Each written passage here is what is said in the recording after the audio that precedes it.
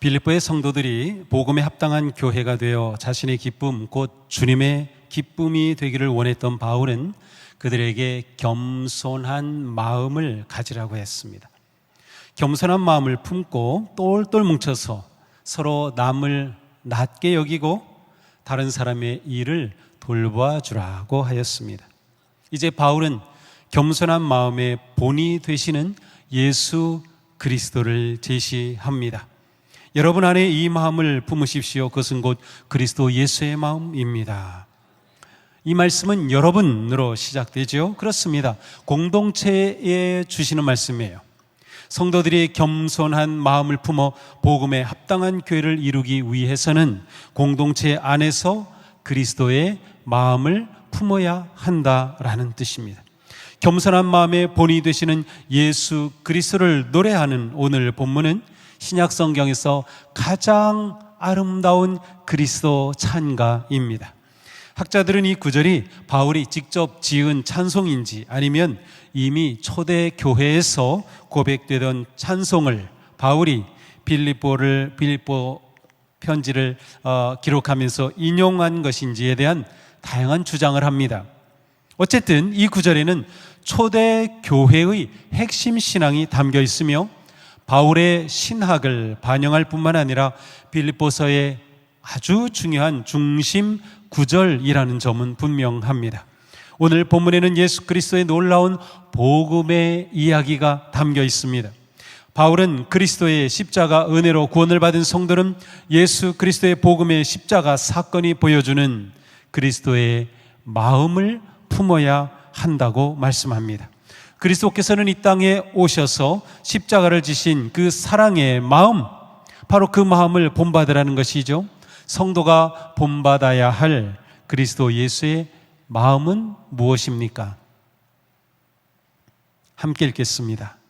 그는 하나님의 모습을 지니셨으나 하나님과 동등함을 당연하게 생각하지 않으시고. 아멘. 예수님은 하나님의 모습을 지닌 분이십니다. 모습이란 모양이라는 그러한 단어인데 단순히 외적인 그러한 모양만을 의미하지 않습니다. 오히려 본질을 의미합니다. 다른 성경에서는 본체, 본질 혹은 본성으로 번역하였습니다. 모습이라는 단어는 창세기에 나오는 형상이라고 하는 단어와도 연관이 됩니다. 하나님은 하나님의 형상을 따라 아담을 지으셨으나 아담이 타락한 것과 대비시켜서 하나님의 모습을 지닌 구원자 예수 그리스도를 보여주려는 바울의 의도가 담겨 있습니다. 예수님은 하나님과 본질이 같은 분이셨지만 하나님과 동등함을 당연하게 생각하지 않으셨습니다. 당연하게 생각한다라고 하는 이 뜻은 탈취하거나 내가 노획한다라고는 굉장히 강한, 때로는 전쟁 용어이기도 합니다. 그러니까 예수님은 하나님과 본질상 같은 분이시기에 마음만 먹으면 하나님과 동등함을 취하실 수 있었음에도 불구하고 하나님은 그 동등함을 탈취하지 않으시고 스스로 내려놓으신 것입니다. 반면에 아담은 하나님과 같이 되려는 교만으로 하나님의 영광을 탈취하려고 불순종하여 죄를 범하였습니다. 그 결과 아담은 죄와 죽음의 종이 되고 말았습니다. 죄의 경향, 교만의 모습은 탈취하는 것입니다. 당시 로마 황제는 하나님과 동등됨을 탈취하는 자였습니다. 교만에 빠진 인간은 남을 낮게 여기기보다는 끊임없이 욕망하고 탐욕하며 탈취하는 일에 정신이 없습니다. 예수님은 교만과 영광, 헛된 영광에 빠진 세상의 풍조나 가치와는 정반대의 길을 보여주셨어요. 이것이 예수님의 십자가입니다. 여기서 바울은 그리스도를 따르는 성도는 교만과 헛된 영광의 추구를 멈추고 그리스도의 모범을 본받아야 함을 강조하고 있습니다. 예수님은 당연한 것을 내려놓으심으로 탈취하지 않으시고 스스로 자신을 낮추시고 자기를 희생하셨습니다. 예수님은 여기에서 멈추지 않고 더 나아가셨어요.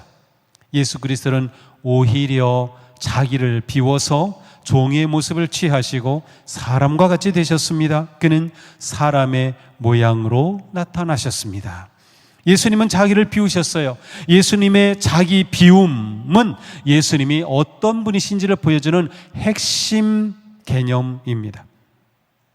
예수님이 자기를 비우셨다 하는 것은 무슨 뜻일까요? 예수님은 하나님의 아들로 이 세상에 오셨습니다. 그리고 어느 한순간도 신성하심을 버리신 적이 없습니다. 비움이 의미하는 것은 신성을 지니신 예수님이 자신을 완전히 내려놓으셨다는 뜻이에요. 그야말로 스스로 아무것도 아닌 존재가 되신 것이에요. 하나님으로 행세하지 않으시고 자신을 온전히 종이 되게 하신 것입니다. 이렇게 자기 자신을 버리신 것이 예수님의 비움입니다. 사도 요한은 이런 식으로 표현합니다. 그리스도께서 우리를 위하여 자기 목숨을 버리셨습니다. 목숨을 버리신 것, 바로 이것이 비우신 것이죠. 이렇게 자신을 비우신 예수님은 종이 되셨습니다. 좋은 말이지 사실은 노예가 되신 것이에요. 예수님은 노예로 태어나진 않으셨어요. 평범한 유대인의 가정에 태어나셨습니다. 예수님은 신성을 지니셨고 어릴 때는 랍비들과 토론할 정도로 지혜로우셨습니다. 그런데 예수님이 스스로 노예가 되신 것입니다. 하나님이 사람의 모양으로 나타나신 이 성육신 자체가 사실은 노예가 되는 것과 다름없는 일이었어요. 노예는 자신에 관해 아무것도 주장할 수 없습니다. 이렇게 예수님은 자기 권리를 자발적으로 포기하셨습니다. 예수님은 자기 권리, 신적 권리조차 자발적으로 포기하셨어요. 오늘 본문은 여러분 안에 이 마음을 품으십시오라는 말씀으로 시작되었습니다. 그러므로 성도가 품어야 하는 마음은 단지 성도 개인의 삶에 관한 것이 아니라 공동체 안에서 그리스도의 마음으로 살아야 한다는 뜻이에요.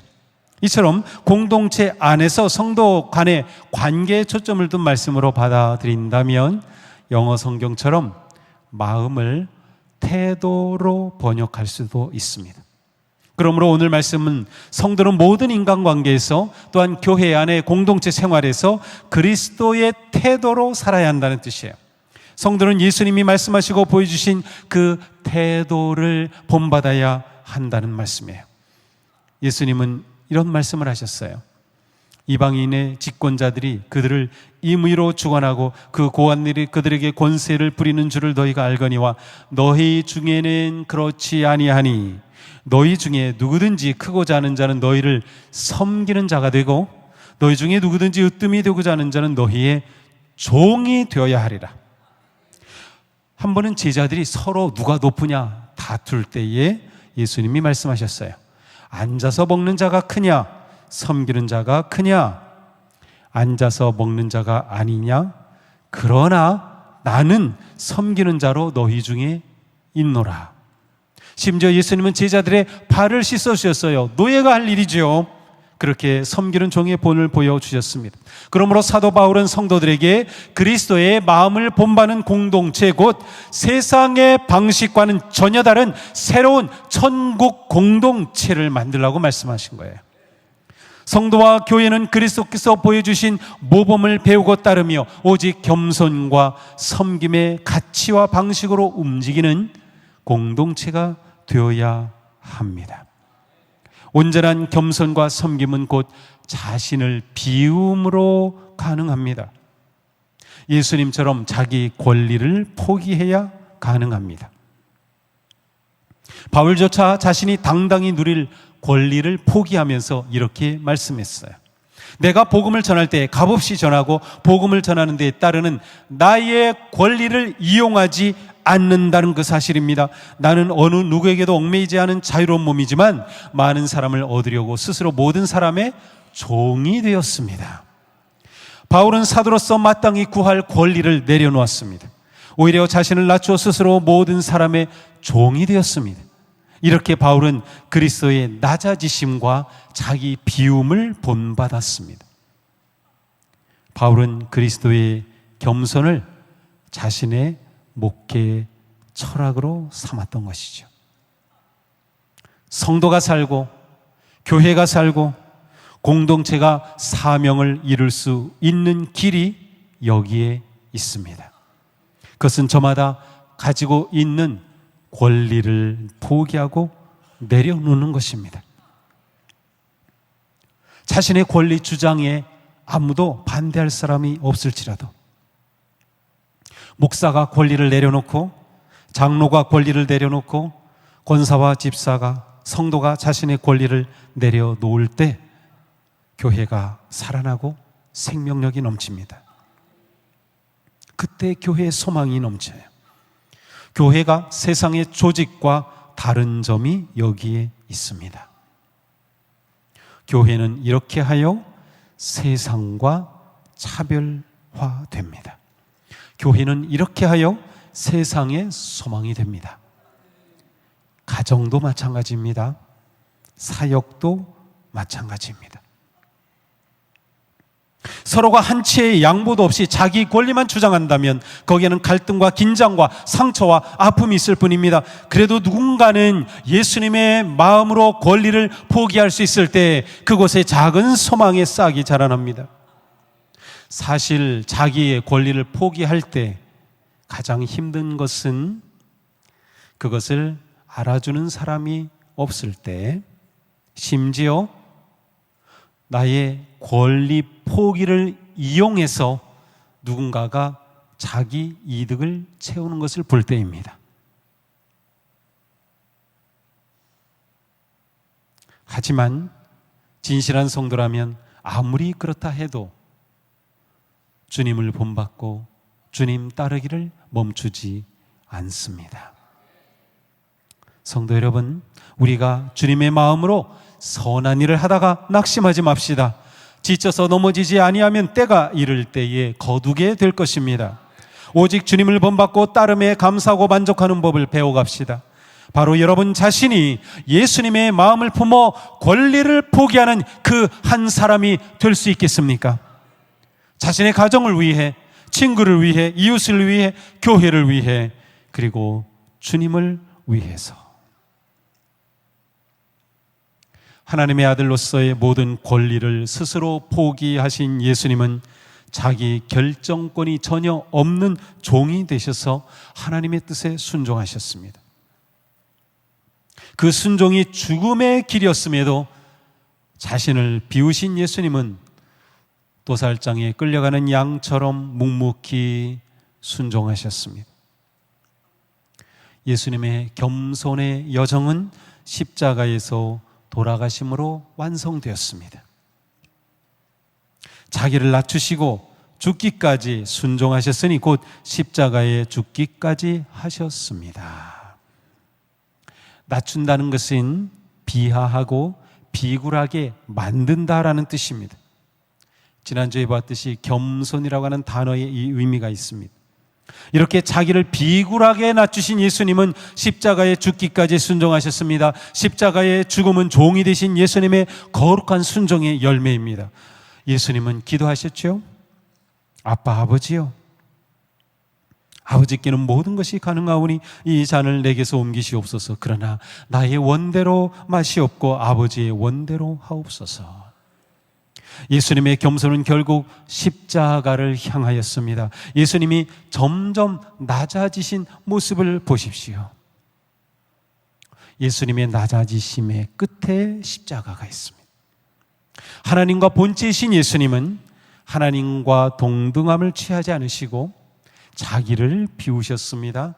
종의 모습을 취하시어 사람의 모양으로 나타나셨으며 자기를 낮추시어 십자가에서 돌아가셨습니다.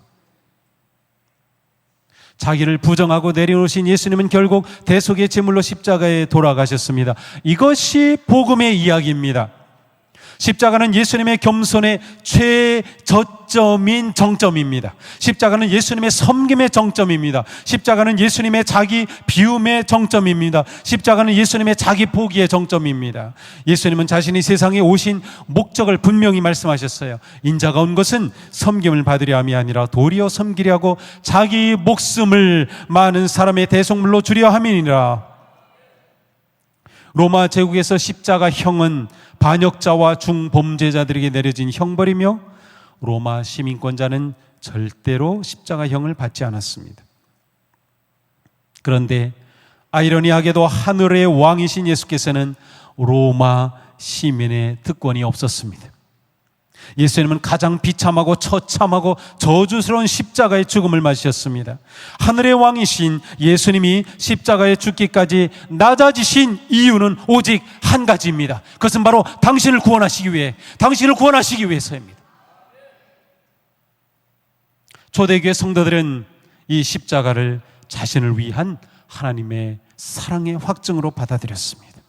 이 부끄럽고 비천한 십자가가 그리스도인의 정체성이 되었습니다.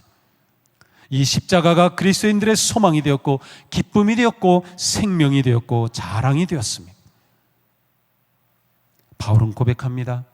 내게는 우리 주 예수 그리스도의 십자가밖에는 자랑할 것이 아무것도 없습니다. 진정한 그리스도는 십자가 없이는 자신을 설명할 수 없고 십자가 없이는 존재의 이유와 목적을 말할 수 없습니다. 신분 상승과 부와 권력을 향하는 경쟁과 약육강식의 이 세상에서 아래로 내려가는 하향지향의 삶을 노래하는 것이 그리스도 찬가의 핵심 주제입니다. 이것이 우리가 꿈꿔야 할 삶이며 방향입니다. 악하고 음란한 세대를 거슬러 그리스도의 겸손과 자기 포기의 가치로 살아가는 것, 이것이 우리의 길입니다. 그러므로 교회에서 우리는 세상의 기준으로 사역하지 않습니다. 교회에서 세상의 기준은 통하지 않습니다. 예수님이 온전한 순종으로 십자가를 지셨을 때 반전이 일어났습니다.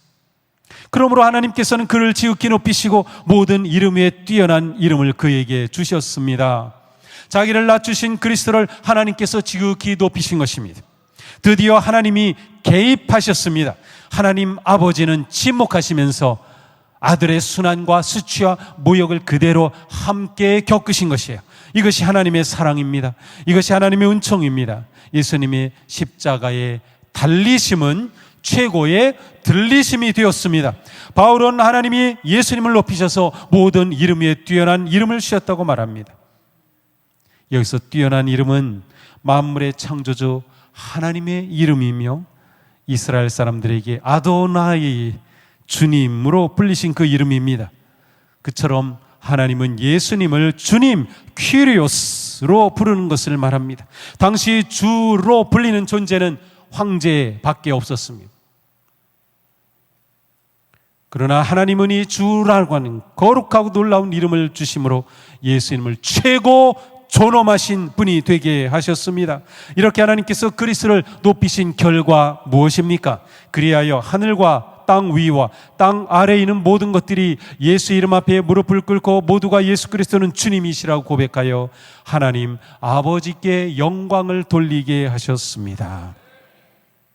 하나님은 하늘과 땅 아래 온 우주 만물이 그리스도 앞에 무릎을 꿇게 하셨습니다.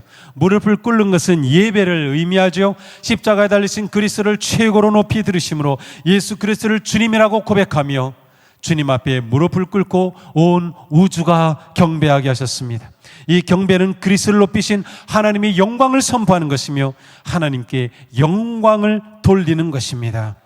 예수 그리스도의 겸손과 자기 비움의 십자가는 통치자들과 권세자들과 악의 세력까지 물리치셨습니다. 권력과 폭력으로 다스리는 이 세상에서 십자가의 겸손과 무력함으로 권세를 물리치신 것이에요.